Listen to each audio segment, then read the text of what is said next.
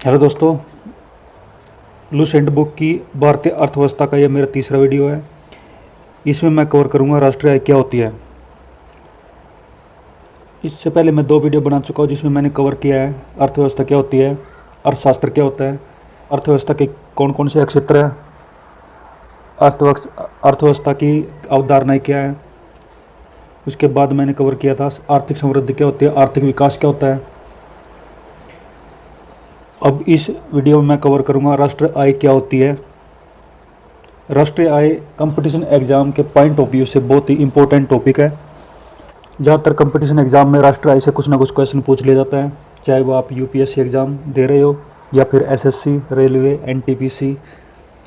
खासकर banking sector में जाने के लिए जो हम कंपटीशन एग्ज़ाम की तैयारी करते हैं, जैसे कि आईबीपीएस क्लर्क और बैंक पीओ वगैरह, उसमें भी राष्ट्रीय आय से क्वेश्चन पूछ लिए जाते हैं। इसलिए एग्ज़ाम के पॉइंट ऑफ व्यू से राष्ट्रीय आय का जो टॉपिक है वो बहुत इंपॉर्टेंट है, तो इसको मैं अच्छी तरह समझाऊंगा।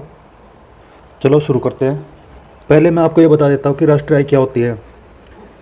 किसी भी देश में एक वर्ष में जितनी वस्तु तथा सेवाओं का उत्पादन होता है, वस्तु तथा सेवाओं का मतलब गुड्स एंड सर्विस का उत्पादन जो होता है, उनका कुल मूल्य या कीमत उस देश की राष्ट्रीय आय कहलाती है।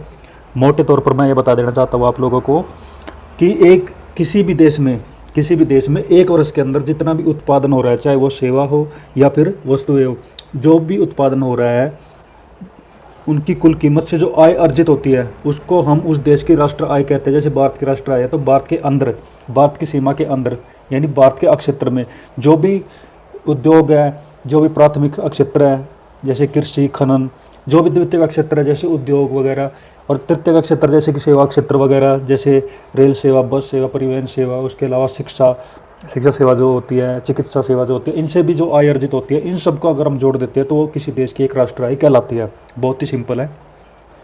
जितनी ज़्यादा राष्ट्रीय आय होगी का अर्थव्यवस्था उतनी ही ज़्यादा विकसित होगी। साइमन कुजनेट्स को राष्ट्रीय आय का लेखांकन का जन्मदाता माना जाता है। ये इंपॉर्टेंट है कि राष्ट्रीय आय लेखांकन का जन्मदाता कौन है, वो है साइमन कुजनेट्स। भारत में सांख्यिकी विभाग के अंतर्गत केंद्रीय सांख्यिकी संगठन यानी सीएसओ राष्ट्रीय आय का आकलन एवं प्रकाशन करता है। भारत में एक संस्था है जिसका नाम है सीएसओ यानी सेंट्रल स्टैटिस्टिकल ऑर्गेनाइजेशन। ये क्या करती है, हर वर्ष भारत में जो भी वस्तु और सेवा का उत्पादन जो हो रहा है उनकी एक कीमत तय करती है, और वो कीमत जो होती है उस देश की राष्ट्रीय आय कहलाती है, और ये इसके आंकड़े पेश करती है। भारत की राष्ट्रीय आय का प्रमुख स्रोत सेवा क्षेत्र है। इसका मतलब ये है भारत की अर्थव्यवस्था में सबसे ज़्यादा जो योगदान है वो सेवा क्षेत्र का है। सेवा क्षेत्र मतलब तृतीयक क्षेत्र का है। राष्ट्रीय आय की माप के लिए मुख्यतः 3 विधियों का प्रयोग किया जाता है। जब भी किसी देश की राष्ट्रीय आय की माप की जाती है, यानी उसके आंकड़े तैयार किए जाते हैं कि राष्ट्रीय आय किसी देश की कितनी है, तो उसमें 3 विधियों का प्रयोग किया जाता है। एक होती है उत्पाद विधि, दूसरी आय विधि और तीसरी व्यय विधि, जो हम इस टॉपिक में कवर करेंगे। इससे पहले मैं थोड़ा आपको बता देता हूँ कि जो मेरा ये जो वीडियो है उसमें मैं क्या क्या कवर करूँगा। सबसे पहले राष्ट्रीय आय, उसके बाद भारत में राष्ट्रीय आय का इतिहास कि भारत में राष्ट्रीय आय कब से शुरू हुई, उसके बाद प्रति व्यक्ति आय, प्रति व्यक्ति क्या है आय, उसके बाद साधन लागत पर राष्ट्रीय आय, उसके बाद बाजार लागत पर राष्ट्रीय आय।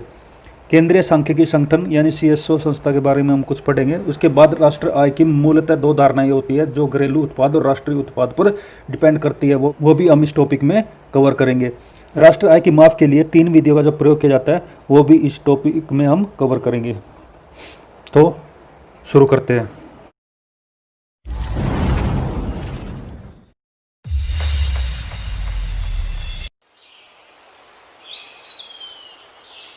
सबसे पहले आता है राष्ट्रीय आय।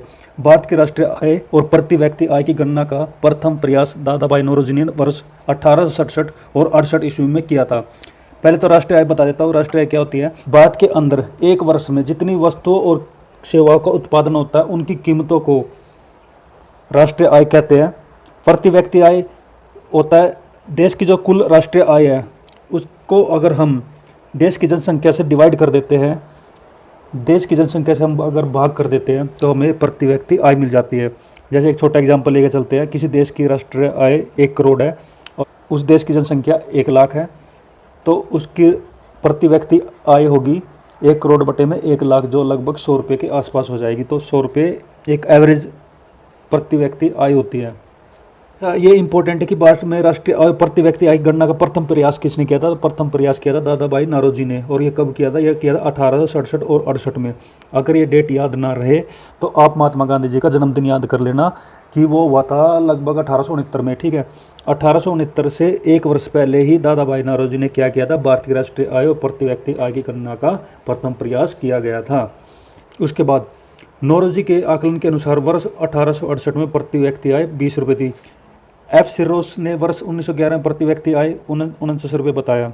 यानी एफ सिरोस ने 1911 में राष्ट्रीय आय की गणना की गई थी, तो उसमें जो प्रति व्यक्ति आय थी वो 49 रुपये थी। स्वतंत्रता प्राप्ति से पहले इस दिशा में प्रथम आधिकारिक प्रयास वाणिज्य मंत्रालय यानी कि आर्थिक सलाहकार कार्यालय द्वारा किया गया। वर्ष 1949 में भारत सरकार द्वारा नियुक्त राष्ट्रीय आय समिति का अध्यक्ष पीसी महालनोबिस थे। 1949 में एक कमेटी तैयार की गई थी भारतीय सरकार के द्वारा जिसका नाम था राष्ट्रीय आय समिति। उसके अध्यक्ष थे पीसी महालनोबिस। ये इम्पोर्टेंट है। और इसके साथ ही डॉक्टर आर गॉडविल तथा VKRV राव इस समिति के सदस्य थे। नेक्स्ट, किसी भी अर्थव्यवस्था में एक वर्ष के दौरान उत्पादित अंतिम वस्तुओं तथा सेवाओं का मूल्य राष्ट्रीय आय कहलाता है। जो मैं पहले कवर कर चुका हूँ कि एक वर्ष के अंदर किसी भी वस्तु और सेवाओं का जो टोटल मूल्य होता है वो राष्ट्रीय आय कहलाता है। भारत में राष्ट्रीय आय के आंकड़े वित्तीय वर्ष 1 अप्रैल से 31 मार्च पर आधारित है। भारत में जो वित्तीय वर्ष होता है वो 1 अप्रैल से शुरू होता है और 31 मार्च तक चलता है। भारत में सांख्यिकी विभाग के अंतर्गत केंद्रीय सांख्यिकी संगठन जिसकी स्थापना मई 1951 ईस्वी में हुई थी, राष्ट्रीय आय के आकलन एवं प्रकाशन के लिए उत्तरदायी है। जो राष्ट्रीय आय के जो आंकड़े पेश करता है वो कौन सी संस्था करती है? CSO यानी CSO केंद्रीय सांख्यिकी संगठन। इस कार्य में राष्ट्रीय प्रतिदर्श सर्वेक्षण संगठन केंद्रीय सांख्यिकी संगठन की मदद करता है। अब ये दूसरी एक संस्था हो रहा है राष्ट्रीय प्रतिदर्श सर्वेक्षण संगठन जिसको हम बोलते हैं NSSO। तो NSSO जो है CSO की हेल्प करता है क्या तैयार करने में? राष्ट्रीय आय के आंकड़े तैयार करने में मदद करता है। साइमन कुजनेट्स को राष्ट्रीय आय लेखांकन का जन्मदाता माना जाता है जिन्हें इसके लिए नोबेल पुरस्कार मिला है। मतलब यह है कि साइमन कुजनेट्स जो मैं पहले बता चुका हूँ राष्ट्रीय आय लेखांकन का जन्मदाता है, इसका पिता कहलाता है और इस क्षेत्र में काम करने के लिए इसको नोबेल पुरस्कार भी मिल चुका है। नेक्स्ट, अब हमारा आ जाता है राष्ट्रीय आय की लागत। और इसमें जो दो फैक्टर है साधन लागत और बाजार लागत वो दोनों हम इसमें कवर करेंगे। राष्ट्रीय आय की लागत क्या होती है? किसी अर्थव्यवस्था की आय यानी इसकी कुल उत्पादित वस्तु और सेवा के मूल्य की गणना या तो साधन लागत पर की जा सकती है या फिर बाजार लागत पर। यानी राष्ट्रीय आय की जो गणना जो होती है वो साधन लागत पे या फिर बाजार लागत पे तैयार की जाती है। साधन लागत यानी फैक्टर कॉस्ट, यह मूलतः निवेश की गई लागत होती है जिससे उत्पादक उत्पादन प्रक्रिया के दौरान लगाता है। यह मूल रूप से निवेश की गई, मतलब कोई भी व्यक्ति जो अपना बिजनेस शुरू करता है तो उस बिजनेस को शुरू करने में उसका जो खर्च आता है उसके लिए वो मशीन खरीदता है, ज़मीन खरीदता है, उसमें एक फैक्ट्री तैयार करता है, अपना उद्योग चलाता है, उसके लिए मजदूर और उसमें काम करने के लिए कर्मचारी हायर करता है, उनको पेमेंट करता है। तो ये सब क्या है? एक मूल निवेश है यानी एक बेसिक इन्वेस्टमेंट है। यानी ये किसी वस्तु को तैयार करने में उसमें आया खर्च है, इसको ही साधन लागत बोला जाता है। इसमें जैसे एग्जाम्पल भी दिए गए हैं जैसे कि पूंजी की लागत, जो कोई व्यक्ति बिजनेस शुरू करने के लिए पैसा जो लगाता है, बिजनेस शुरू करने के लिए जो ऋण लेता है उस पर उसको इंटरेस्ट समेत उसको वापस करना होता है, ब्याज समेत वापस करना होता है। कच्चा माल खरीदना पड़ता है, किसी वस्तु को तैयार करने के लिए कच्चे माल की जरूरत होती है, उस पर जो खर्च होता है। श्रम यानी मजदूर कर्मचारी जो उसमें उद्योग में काम करेंगे, ज़मीन पर किराए पे लेता है, फिर उसका किराया देता है। बिजली और बिजली पानी पे भी जो खर्च आता है किसी वस्तु को तैयार करने के लिए, ये सब खर्चा होता है, इसको ही साधन लागत बोलते हैं जो किसी वस्तु को तैयार करने में खर्च होता है। अर्थात किसी वस्तु या सेवा के उत्पादन में उपभोग या प्रयुक्त उत्पादक कारकों के संपूर्ण मूल्य को साधन लागत कहते हैं। इन वस्तुओं सेवा के उत्पादन के दौरान इन कारकों के लागत का आकलन करते हैं। मतलब जब कोई वस्तु और सेवा का उत्पादन किया जाता है तो उत्पादन करने से पहले ऊपर जितने भी हमने एग्जाम्पल पढ़े जैसे पूंजी की लागत, ऋणों पर ब्याज, कच्चा माल, श्रम, किराया, बिजली, ये इन सब का पहले आकलन किया जाता है, इनकी कैलकुलेशन की जाती है कि किसी वस्तु को तैयार करने में कितना खर्चा आएगा। इसके बाद उस वस्तु या सेवा का मूल्य निर्धारित किया जाता है। इन सब के बाद ही किसी वस्तु का मूल्य तय किया जाता है। उसके बाद साधारण लागत में सरकार को भुगतान किए गए कर को शामिल नहीं किया जाता है। साधारण लागत यानी किसी वस्तु को तैयार करने में जो खर्चा जो आता है उसमें कर को नहीं जोड़ा जाता है। जो कर या टैक्स सरकार को पे किया जाता है वो किसी वस्तु को तैयार करने में यानी किसी वस्तु के उत्पादन में वो नहीं जोड़ा जाता। ये इंपॉर्टेंट है कि साधारण लागत में कर को नहीं जोड़ा जाता। क्यों नहीं जोड़ा जाता? क्योंकि प्रत्यक्ष तौर पर उत्पादन प्रक्रिया में शामिल नहीं होता।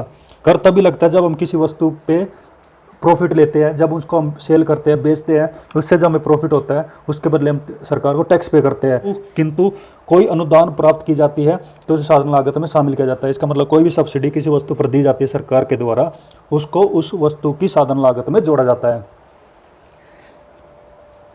मतलब सब्सिडी जोड़ी नहीं जाती, वो घटती है। बाजार लागत क्या होती है? बाजार लागत वह मूल्य है जिसे एक उपभोक्ता द्वारा किसी वस्तु एवं सेवा को खरीदते समय किसी विक्रेता को अदा करता है।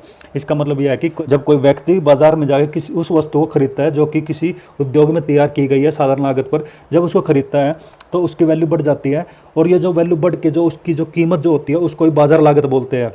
जैसे कोई वस्तु को तैयार करने में 100 रुपया खर्चा है और वो मार्केट में आ चुकी है, मार्केट में कोई कस्टमर उस वस्तु को खरीदता है तो 100 रुपये की बजाय वो उसको 120 रुपये में खरीदता है, तो जो 120 रुपये जो हुआ वो उसकी बाजार लागत का मूल्य हुआ। बाजार लागत एवं वस्तु एवं सेवा की साधन लागत पर अप्रत्यक्ष कर जोड़ने के बाद निकाली जाती है। साधन लागत में मैंने बताया था कोई भी कर नहीं जुड़ता, लेकिन अप्रत्यक्ष कर यानी इनडायरेक्ट टैक्स बाजार लागत में जोड़ा जाता है। नेक्स्ट, यानी बाजार मूल्य पर पहुंचने के लिए साधन लागत में सरकार को भुगतान किए गए कर को शामिल किया जाता है। जैसे कि हम ऊपर पढ़ चुके हैं कि बाजार मूल्य पर कर को जोड़ा जाता है, जबकि सरकार द्वारा दी गई अनुदान को साधारण लागत में से घटा दिया जाता है। पहले भी हम पढ़ चुके हैं कि अनुदान मतलब सब्सिडी को साधारण लागत में से घटाया जाता है, क्योंकि सब्सिडी जो है वो सरकार भुगतान करती है, इसलिए उसको घटाया जाता है। क्योंकि साधारण लागत निर्धारण के समय ही उसकी गणना कर ली जाती है, जो हम ऊपर पढ़ चुके हैं। नेक्स्ट हमारा मूल्यवर्धन की धारणा यानी कंसेप्ट ऑफ वैल्यू एडिड। राष्ट्रीय उत्पाद या घरेलू उत्पाद का सही मूल्य निकालने के लिए जिससे कोई वस्तु तथा सेवा दोहरी गणना में न आए, यानी माध्यमिक वस्तुओं या प्रतियुक्त आगतों को आकलन में आने से रोकने के लिए हम जिस विधि का प्रयोग करते हैं उसे मूल्यवर्धन विधि कहते हैं। मूल्यवर्धन मतलब मूल्य में वृद्धि होना। अगर कोई वस्तु बनकर तैयार होती है, कोई वस्तु उद्योग में बनकर तैयार होती है, फिर उसको मार्केट में बेचा जाता है। एक बार वो वस्तु बिक चुकी है, अगर वो दोबारा बेची जाती है किसी व्यक्ति के द्वारा, तो दोबारा जब वो वस्तु बेची जाएगी उसकी जो कीमत होगी वो राष्ट्रीय आय में कैलकुलेट नहीं होगी, उसको राष्ट्रीय आय में नहीं गिना जाएगा, क्योंकि वो 2 बार जुड़ जाएगी, वस्तु एक और उसकी कीमत 2 बार जुड़ जाएगी। तो इससे क्या है कि राष्ट्रीय आय के जो आंकड़े हैं गड़बड़ा जाते हैं। इसलिए किसी भी वस्तु का आकलन एक बार ही किया जाता है, 2 बार नहीं, को ही मूल्यवर्धन विधि कहा जाता है। मूल्यवर्धन उत्पादन प्रक्रिया में श्रम पूंजी तथा अन्य साधनों के योगदान को प्रदर्शित करता है, और जब हम इससे उत्पाद पर लगे करों के मूल्य को जोड़ देते हैं तथा उसमें से उत्पादन अनुदान को घटा देते हैं तो सभी निवासी उत्पादक इकाइयों के ऐसे मूल्यवर्धनों का योग ही जीडीपी होता है। यानी किसी वस्तु और सेवा का जो फाइनल जो मूल्य होता है जिसे मार्केट में उतारा जाता है, उन सब का योग क्या कहलाता है? जीडीपी कहलाता है। और ये जीडीपी राष्ट्रीय स्तर पर होती है, यानी नेशनल लेवल पे होती है। अतः किसी भी राष्ट्र का जीडीपी सकल मूल्यवर्धनों का योग होता है। यानी एक प्रकार से देखा जाए तो किसी राष्ट्र के अंदर जो जीडीपी जो होती है वो जीवीए के योग के बराबर होती है। अब ये जीडीपी क्या होता है, ये जो हमारा वीडियो होगा उसमें हम जीडीपी को कवर करेंगे, जीडीपी असल में होती क्या है। नेक्स्ट, जिसमें ह्रास नहीं निकाला गया पर कर तथा अनुदान का समायोजन किया जाता है। ये ह्रास क्या होता है वो भी हम जीडीपी के चैप्टर में कवर करेंगे, जो हमारी नेक्स्ट वीडियो में होगा। नेक्स्ट, भारत आधिकारिक तौर पर राष्ट्रीय आय की गणना साधन लागत पर किया करता था। जनवरी 2015 से केंद्रीय सांख्यिकी संगठन यानी CSO द्वारा राष्ट्रीय आय की गणना बाजार मूल्य पर की जा रही है, जो वास्तव में बाजार लागत पर ही है। यानी 2015 से पहले जो है भारत जो राष्ट्रीय आय की गणना करता था वो साधन लागत पर करता था। किसी वस्तु को तैयार करने में जो भी बेसिक जो खर्च आता है, जो हमने साधारण लागत में कवर किया था, उस कीमत पर ही राष्ट्रीय आय की गणना की जाती थी। कब से? 2015 से पहले। 2015 से बाद जो है राष्ट्रीय आय की गणना किस पर की जाती है? बाजार लागत पर। ये इंपॉर्टेंट क्वेश्चन बन सकता है कि 2015 से जो राष्ट्रीय आय की गणना है वो किस पर की जा रही है? बाजार लागत पे। और राष्ट्रीय आय की गणना कौन करता है? CSO यानी राष्ट्रीय सांख्यिकी संगठन। नेक्स्ट, सकल मूल्यवर्धन यानी ग्रॉस वैल्यू एडेड, जिसको हम GVA भी कहते हैं, में उत्पाद करों को शामिल करने के बाद बाजार मूल्य ज्ञात किया जाता है, जो हमने पहले कवर किया था। उत्पाद कर केंद्र एवं राज्यों के अप्रत्यक्ष कर होते हैं। कर दो प्रकार के होते हैं, एक होता है प्रत्यक्ष कर, एक होता है अप्रत्यक्ष कर। प्रत्यक्ष कर जो किसी वस्तु और सेवा पर डायरेक्ट जो लगता है, जैसे कि हम इनकम टैक्स जो पे करते हैं, यानी आयकर जो हम पेमेंट करते हैं, वो प्रत्यक्ष कर होता है। अप्रत्यक्ष कर क्या होते हैं, जो किसी कस्टमर से इनडायरेक्ट यानी सीधे तौर पे ना वसूल के इनडायरेक्टली यानी अप्रत्यक्ष तौर पर वसूले जाते हैं। अप्रत्यक्ष कर को अब GST में कन्वर्ट कर दिया गया है। GST आपने सुना ही होगा। अगर GST के बारे में अगर आप ज़्यादा जानना चाहते हो तो मुझे कमेंट करिएगा, तो मैं GST के बारे में भी अलग से वीडियो बना के आपको बताऊंगा। नेक्स्ट हमारा चालू एवं स्थिर कीमतों पर राष्ट्रीय आय यानी national income at current and constant price. एक किसी वस्तु की दो कीमत होती है, एक चालू कीमत होती है, एक स्थिर कीमत होती है। जब कोई वस्तु बन के तैयार हो जाती है तब उसका वो कांस्टेंट प्राइस यानी एक स्थिर कीमत होती है, और जो वो टाइम के साथ साथ उसकी जो वैल्यू है, उसकी जो कीमत पर जो चेंजेस आते रहते हैं, जो उसमें परिवर्तन आते रहते हैं।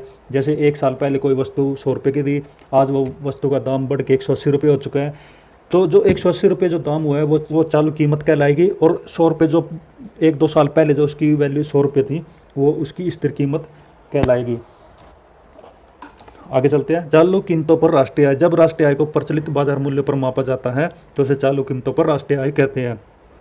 चालू कीमतों पर राष्ट्रीय आय को मौद्रिक आय भी कहते हैं।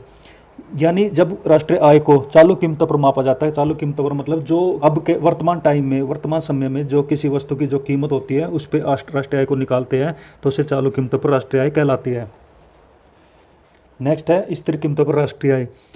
स्थिर कीमतों पर राष्ट्रीय आय से अभिप्राय एक लेखा वर्ष के दौरान एक राष्ट्र के सामान्य नागरिकों के द्वारा उत्पादित समस्त मतलब सारी अंतिम वस्तुओं सेवाओं के उस मौद्रिक मूल्य से जिसे किसी आधार वर्ष के मूल्य पर मापा जाता है। लेखा वर्ष क्या होता है? लेखा वर्ष वित्तीय वर्ष को ही लेखा वर्ष कहते हैं, जो कि 1 अप्रैल से शुरू होकर 31 मार्च तक चलता है। और ये एक इम्पोर्टेंट है, लेखा वर्ष और वित्तीय वर्ष, ये आप याद कर लीजिए।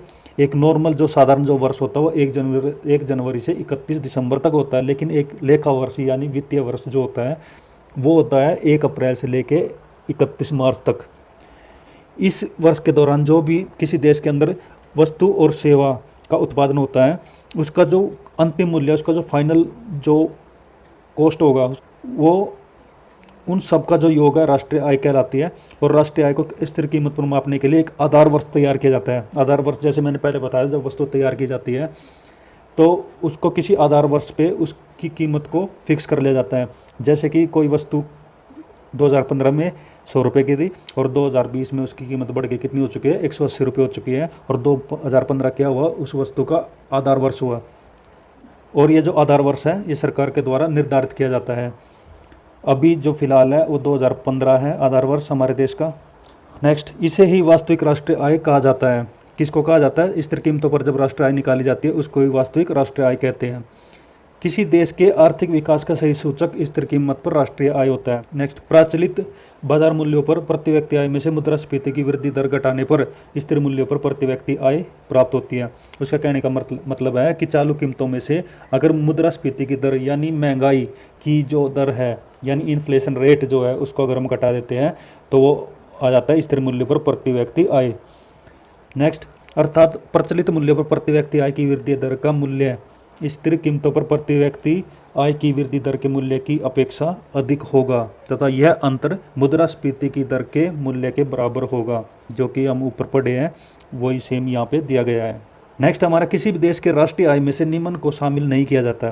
किसी भी देश की अगर राष्ट्रीय आय निकाली जाती है तो उनमें जो नीचे जो 6 पॉइंट जो दिए गए हैं उनको उसमें शामिल नहीं करेंगे। वो क्या क्या है? मध्यवर्ती वस्तुओं के मूल्य को। मध्यवर्ती वस्तु क्या होती है? जब कोई वस्तु बाजार में एक बार बिक जाती है, एक बार बिक जाने के बाद जो वस्तु है वो मध्यवर्ती वस्तु कहलाती है। उसको 2 बार बेचो या 3 बार बेचो, 4 बार बेचो, तो उसकी कीमत राष्ट्रीय आय में एक बार ही तय की जाती है।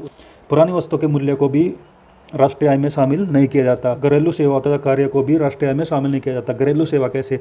जब कोई व्यक्ति अपने घर में सब्जी या फलों का या फिर अपने आवश्यकताओं की पूर्ति के लिए किसी चीज़ का उत्पादन करता है तो उसकी जो कीमत होती है उसको भी राष्ट्रीय आय में शामिल नहीं करते। बशर्ते उन वस्तुओं का वह व्यक्ति अपने लिए ही यूज करता हो। फोर्थ है वित्तीय परिसंपत्तियां, जैसे वंश पत्र, ऋण पत्र आदि के क्रय विक्रय को, इसको भी राष्ट्रीय आय में शामिल नहीं करते।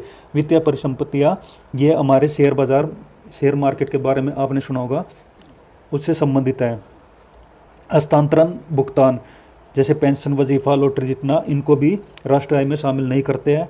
विदेशों से प्राप्त उपहार, यानी विदेशों से हमें अगर कोई गिफ्ट प्राप्त होता है उसको भी राष्ट्रीय आय में शामिल नहीं किया जाता। उसके बाद राष्ट्रीय आय की गणना के लिए उत्पाद पद्धति और आय पद्धति दोनों का सहारा लिया जाता है। यानी राष्ट्रीय आय की गणना जब की जाती है तो उसमें दो प्रकार की पद्धति का सहारा लिया जाता है, उत्पाद पद्धति का और आय पद्धति का। नेक्स्ट हमारा उत्पाद पद्धति, इसके तहत माल और सेवा के शुद्ध मूल्य वृद्धि का आकलन किया जाता है। इसका प्रयोग कृषि, वानिकी, पशुपालन, खनन और उद्योग क्षेत्र में किया जाता है। इसको मूल्यवर्धित पद्धति के नाम से भी जाना जाता है। मूल्यवर्धित पद्धति मतलब GVA, ग्रॉस वैल्यू एडिड, जो हमने पहले कवर किया था, GVA। उत्पाद पद्धति जो है वो हमारे प्राथमिक क्षेत्र जैसे कि कृषि, वानिकी, पशुपालन, खनन, द्वितीयक क्षेत्र, उद्योग क्षेत्र, इन सबसे संबंधित है। नेक्स्ट है आय पद्धति, इसके अंतर्गत उत्पादन के घटकों के लिए किए गए भुगतानों का योग किया जाता है और इसका प्रयोग परिवहन, प्रशासन और व्यापार जैसे सेवा प्रदाताओं की GDP का आकलन करने के लिए करते हैं। आय पद्धति में हम सेवा क्षेत्र को यानी तृतीयक क्षेत्र को देखते हैं, जिसे कि इसमें दिया गया है परिवहन, प्रशासन और व्यापार, ये सभी किस में आते हैं, सेवा क्षेत्र में यानी तृतीयक क्षेत्र में आते हैं। नेक्स्ट है आय विधि से राष्ट्रीय आय को आकलन करते समय अवितरित आय को शामिल नहीं किया जाता। राष्ट्रीय आय की विभिन्न अवधारणाएं तथा उनके बीच संबंध। राष्ट्रीय आय की मूल रूप से दो धारणाएं हैं, एक है घरेलू उत्पाद, दूसरा है राष्ट्रीय उत्पाद। पहले मैं बता देता हूँ घरेलू उत्पाद क्या होता है। घरेलू मतलब एक देश की किसी सीमा के अंदर जो भी उत्पादन जो होता है, चाहे वो देश के नागरिकों के द्वारा किया गया हो या बाहर के यानी दूसरे देश के नागरिकों के द्वारा जो किया गया है, वो घरेलू उत्पाद कहलाता है। राष्ट्रीय उत्पाद क्या होता है, जो सिर्फ देश के नागरिकों के द्वारा, ये वो चाहे देश के अंदर हो या देश से बाहर हो, या देश से बाहर मतलब अगर कोई व्यक्ति किसी दूसरे देश में व्यापार करता है, बिजनेस करता है या अपना उद्योग चलाता है, चाहे वो यूरोप हो, एशिया हो या फिर अमेरिका हो, कहीं पे भी जो उत्पादन जो करता है वो सब राष्ट्रीय उत्पाद में शामिल किया जाता है। पहला है घरेलू उत्पाद, किसी देश की आर्थिक सीमा में स्थित निवासियों तथा गैर निवासियों के द्वारा अर्जित आय घरेलू उत्पाद कहते हैं। जैसे मैंने पहले बताया कि आर्थिक सीमा सिर्फ देश के अंदर, चाहे वो देश का नागरिक हो या गैर नागरिक हो। गैर नागरिक मतलब किसी देश का, किसी दूसरे देश का व्यक्ति जो हमारे देश के अंदर आय अर्जित करता है, वो सब घरेलू उत्पाद में शामिल किए जाते हैं। घरेलू उत्पाद बराबर होता है घरेलू आय में निवासियों का हिस्सा प्लस घरेलू आय में गैर निवासियों का हिस्सा, यानी कि देश के नागरिकों और विदेश के नागरिकों दोनों को जोड़ा जाता है घरेलू उत्पाद में। राष्ट्रीय उत्पाद क्या होता है, किसी देश की आर्थिक सीमा के भीतर या बाहर निवासियों द्वारा अर्जित आय को राष्ट्रीय उत्पाद यानी सकल राष्ट्रीय उत्पाद कहते हैं। सकल राष्ट्रीय उत्पाद मतलब GDP मतलब ग्रोस नेशनल प्रोडक्ट, ये हम नेक्स्ट वीडियो में कवर करेंगे। सकल राष्ट्रीय उत्पाद क्या होता है, उससे पहले मैं बता देता हूँ राष्ट्रीय उत्पाद क्या होता है। देश के नागरिकों के द्वारा, फिर से बता देता हूँ, देश के नागरिकों के द्वारा, सिर्फ देश के नागरिकों के द्वारा, चाहे वो देश के अंदर हो या देश के बाहर किसी दूसरे देश में, जो भी वस्तुओं का उत्पादन जो होता है, उनकी जो आय अर्जित की जाती है, उनके द्वारा जो आय अर्जित की जाती है वो राष्ट्रीय उत्पाद में शामिल की जाती है, ना कि घरेलू उत्पादन। घरेलू उत्पाद मतलब देश की सीमा के अंदर, राष्ट्रीय उत्पाद मतलब देश की सीमा के अंदर और देश की सीमा से बाहर यानी विदेश में। राष्ट्रीय उत्पाद बराबर होता है घरेलू आय माइनस शेष विषयों को भुगतान की गई साधन आय प्लस शेष विषयों से प्राप्त की गई साधन आय, या घरेलू आय माइनस शेष विषयों से निवल प्राप्ति। निवल मतलब नेट। ये क्या होता है, जब देश के जो नागरिक हैं किसी विदेश में जाके चीज़ों का उत्पादन करते हैं या व्यापार करते हैं, उनके द्वारा जो अर्जित आय जो होती है, उनके द्वारा जो अर्जित आय होती है, और देश के अंदर जो विदेश के नागरिकों द्वारा जो अर्जित आय होती है, उनको आपस में माइनस कर दिया जाता है, उसको ही निवल प्राप्ति कहते हैं। यानी विदेश के नागरिकों को राष्ट्रीय उत्पाद में घटा दिया जाता है और देश के नागरिकों को राष्ट्रीय उत्पाद में जोड़ा जाता है। तो ये हमारा था राष्ट्रीय आय के बारे में। हमने इसमें राष्ट्रीय आय को राष्ट्रीय आय टॉपिक को कवर किया है। तो दोस्तों, आपको ये वीडियो कैसा लगा, और आपको कोई भी डाउट है या फिर कोई भी क्वेश्चन आपके मन में है तो आप मुझे कमेंट करके पूछ सकते हैं, मैं उसका ज़रूर रिप्लाई करूँगा। तो इस वीडियो को आप लाइक कर दीजिए, शेयर कर दीजिए, सब्सक्राइब कर दीजिए अगर आपको अच्छी लगी है, और हंसते रहिए, मुस्कुराते रहिए। बाय बाय, जय हिंद, जय भारत।